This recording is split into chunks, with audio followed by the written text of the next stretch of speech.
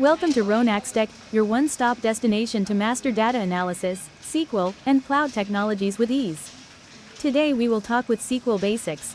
Let's start with the most fundamental question: what is SQL? SQL stands for Structured Query Language.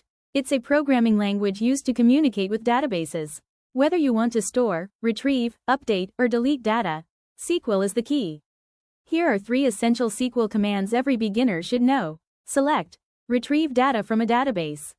Where? Filter data based on conditions. Insert. Add new data into a database. How these commands are using, explain in next slide. SQL is used in every field. Data analysis, cloud, AWS, Azure, Snowflake, web and app dev. Buy tools. And the best part? SQL is easy to learn, no coding background needed. Follow Ronax Tech to master SQL with real-time examples and simple tutorials. Please do like, share and follow Ronax Tech. Thank you.